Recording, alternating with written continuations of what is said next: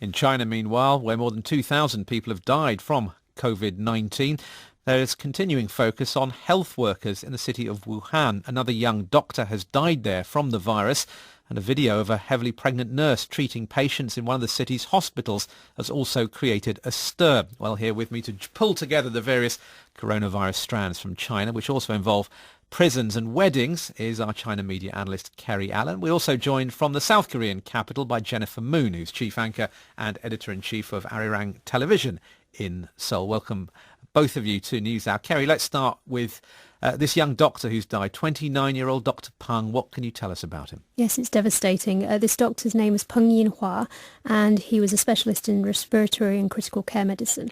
And he contracted the virus in late January, but he decided to carry on working. Originally, he was meant to be celebrating Spring Festival and getting married to his pregnant wife. So they had their wedding planned for the 1st of February, and he decided to postpone the wedding to stay on and carry on working.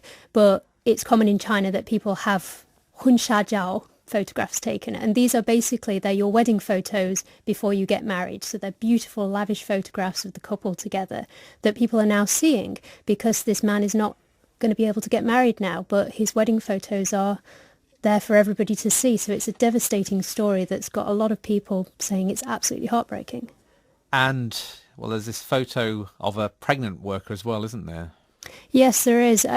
A lot of people in Hubei province, where this virus all started, have said that they want to continue to work, and there has been controversy around this nurse who's heavily pregnant, again in Hubei province, who is carrying on her work because, as she sees it, she's a medical worker. There are tens of thousands of people within the province affected by this virus, and she would rather help them than stay at home because she feels that she has the skills, and there have been difficulties with, because there are so many cases in this province, more and more medical workers in high demand, so people have been coming from outside Hubei to help out, but she's there, so she said that I would rather help out. I'm going to bring Jennifer in just a second, but I mean, the focus in South Korea is clearly on this religious group and the large numbers who say that they're exhibiting symptoms of the virus. I mean, in China, we're hearing about prisons now as a place where the spread could be happening. Yes, well, people have been scared about this virus and the stigma that's attached to it.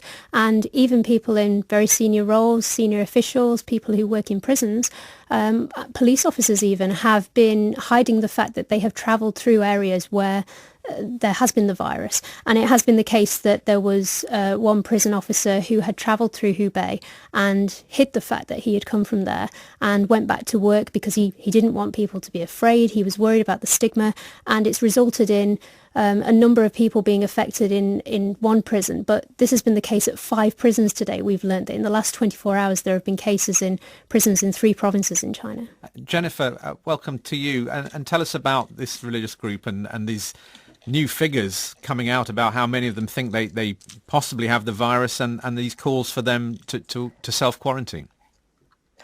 Right. So this church, it's founded by Iman He in 1984, and we're learning that it has over 200,000 members around the world. Because of its high concentration of mass infections from this church, it closed all of its churches in South Korea this week, and they've told their followers to watch its services online. Now, Shincheonji Church of Jesus, this is something that mainstream churches consider as a cult. Health authorities here in South Korea are zeroing in on the church's practices as they seek to contain the nation's alarmingly high coronavirus outbreak in recent days, in which members of this Shincheonji and their relatives account for more than 2/3 of the more than 200 confirmed infections so far here in the nation. Now, more than 400 and other church members have been reported to be showing potential symptoms, and it's raising the possibility that the nation's caseload could soon skyrocket even further in the matter of next hour or so. Now, in response, the Korean government has been shutting down thousands of kindergartens and nursing homes and community centers in the city of Daegu, even banning out. Oh, I think downtown Seoul. As of today, Friday, more than 340 members of Shincheonji, which mainstream South Korean churches consider as cult, like I said, still could not be reached. So that's also concerning, and they're frantically hoping to. we're losing the line to you, unfortunately, Jennifer. But Jennifer Moon, thanks very much for joining us there from Seoul. And Kerry Allen still with me. In terms of public concern and fear in China, where are we at, do you think? Well, people have been seeing a lot of positive media lately, noticing the fact that tens of thousands of people now are being cured or discharged from hospital related to the virus. And until today, until us hearing about these prison cases, it had been the case that any new cases being reported outside of Hubei province, they were dropping over the last 2 weeks. So yesterday, I believe the figure was in the 40s. There were only 40 new cases, roughly, of new cases outside of this province. So there was the expectation that this would keep on dropping and that other areas had it under control. But obviously, there is still a stigma attached to it. So there may still be... I mean, we have to bear in mind as well, it's February. It is flu season in general. A lot of places are very cold. People do generally get flu-like diseases this time of year, that people may still be kind of thinking that they may not get this, or maybe it's not the coronavirus, maybe it's something else. Kerry, thanks very much. Kerry Allen, our China media analyst there. We also heard from Jennifer Moon in Seoul.